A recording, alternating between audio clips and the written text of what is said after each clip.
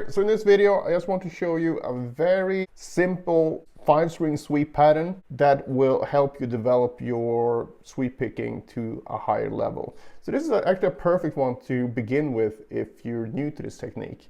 And you might think like, well, 5 strings, that sounds like a lot and might look quite involved, but it's simple to learn. I'm not saying that it's simple to play fast initially, obviously. It will take you quite some time and a lot of slow reps to get it down cleanly, but anyone can do it. The reason why I want to start with this one is because you don't have to worry about pull-offs or hammer-ons inside a sweep, and it still sounds good, and it's very effective in terms of getting your synchronization together, which is one of the harder parts with the sweep picking, because believe it or not, you already have the built-in speed that you need in the right hand or your picking hand. So all the articulation will come from the fretting hand. The next month in the Practice Room Pro, we're going to look at sweep picking in much more detail than we did here. So if you want to join there, you have a link down in the description, and you get personal help from me one-on-one. We have an onboarding call where we can talk and I can help you with your overall goals. And even if sweep picking isn't your goal, I can help you with whatever you need help with. So it's not a sweep course per se, but that's what we're going to focus on in the actual monthly focus. You can either incorporate that into your practice schedule, or we'll just make a specific schedule that's going to work on your weaknesses so you can progress as fast as possible. So if that sounds interesting, just check it out in the description below. Let's just get straight into it. And you can play this on any fret, obviously. It's based around this -7 chord. So it's a G -7 in this case. So we have 10, 12, 10, 11, and then we have 10. And then we're going to go to 13 here. And we're also going to add the 13th fret on the A string.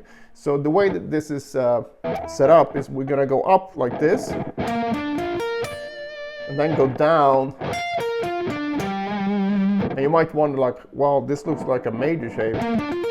And it is, but that's part of this -7 chord. It's sort of baked in there. But we're not going to get into that theory, but don't worry about it. Just play what I'm saying. So you go up like this.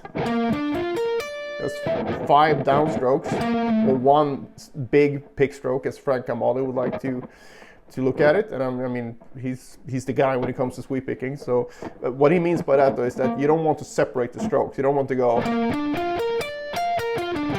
you don't want to James Hetfield it, as I call it.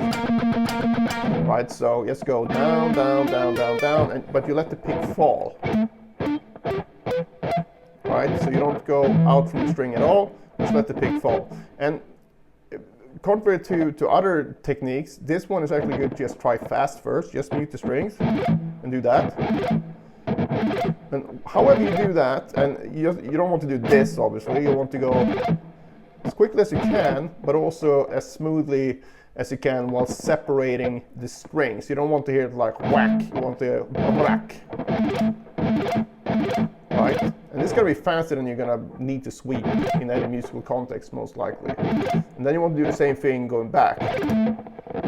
And when you do this, you're going to find that to get this as smooth as possible, you kind of need to slant your pick a bit. So you want to let the pick fall like this, and then like this. So you kind of drag it here. Because if you try to keep the pick like you did on the downstroke, on the upstroke, you're going to go out from the guitar, and that's a big no-no. It's not going to work. But if you just do this, and then you try to connect them, with a little bit of practice, you're probably going to find that, oh, I can actually do this. But that doesn't mean that you can go straight into doing that at speed, because now the synchronization part comes in. But your right hand should feel, you know, you should be able to do this fairly quickly if you just try it. And you want to find what feels comfortable for you. And ideally, you want to be in a position where you're playing normally, as in like your alternate picking or whatever. You don't want to find some weird, you know, sweep technique. You want to find it as close to your normal technique as possible, so you can use it in any musical context. So again, just do that, and once that feels like it's working, you want to make sure that when you add the left hand or the fretting hand, you don't start changing it, because I've seen this with a ton of students throughout the years, where I showed them this and they're like, great, and then when they try to do it, they're like, you know, not quite that bad, but pretty much I see a lot of different, they totally change the technique that's working perfectly when they're not thinking about the fretting hand, but as soon as they have the fretting hand, it all goes out the window. So don't be one of those people. And one way to ensure you're not doing that is just to focus on this rest stroke that I talked about before, where you fall to the next string. And I know that feels weird initially, but I see it kind of like training wheels, because you can't get it wrong when you do it like that. And I've never sat around and practiced this at that speed, right?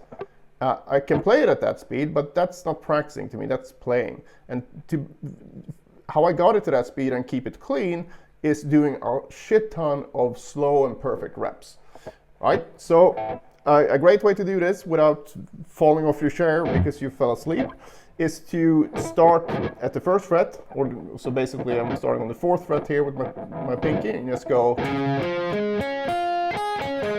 and you do, you know, maybe 2 reps in each position, so you go, but making sure everything is perfect.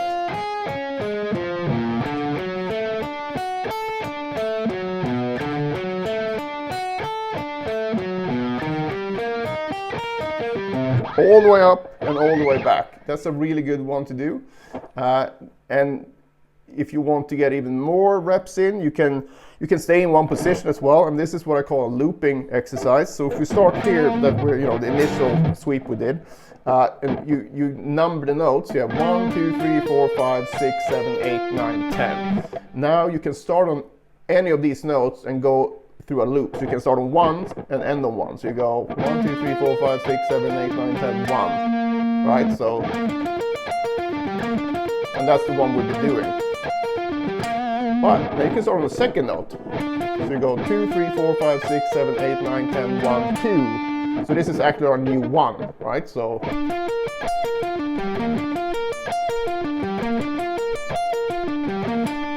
start on the third note. So I try to start and end on the same note.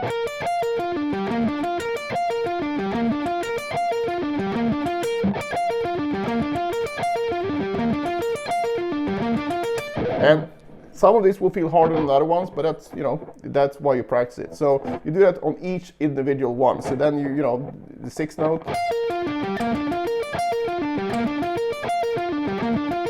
And I like to put a slight accent on the one that I'm starting and ending on. So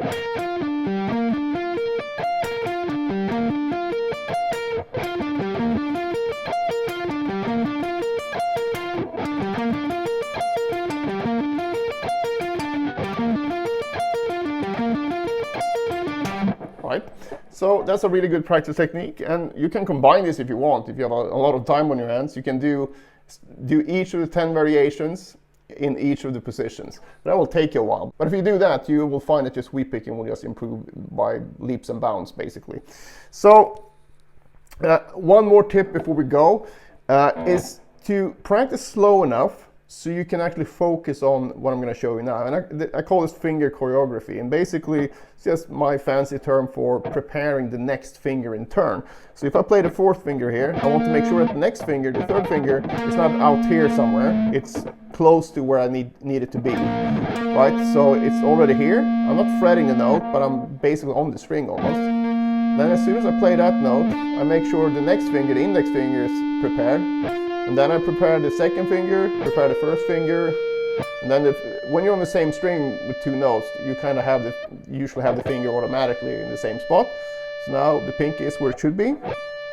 Then when I play the pinky, I'm going to prepare the second finger, and then so on.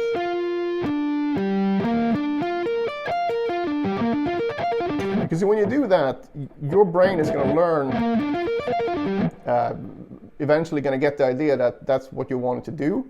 And why you want to do that is you're going to find that it's going to be so much more relaxed playing this, because you're always going to be very close to the note you need to get to, instead of, for example, when we're here, if I stay with the index finger here, then I need to move super quick to get here. But if I do this, I'm already there, so it's going to be way smoother, right? But at least I can't control this if I try to go even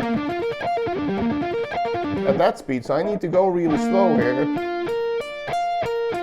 And initially I had to go really slow to make sure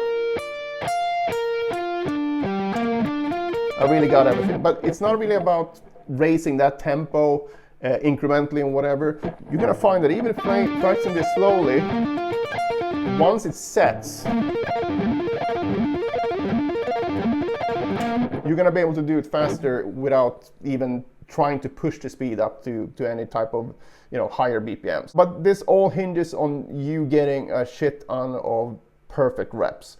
So focus on accuracy and the speed will come.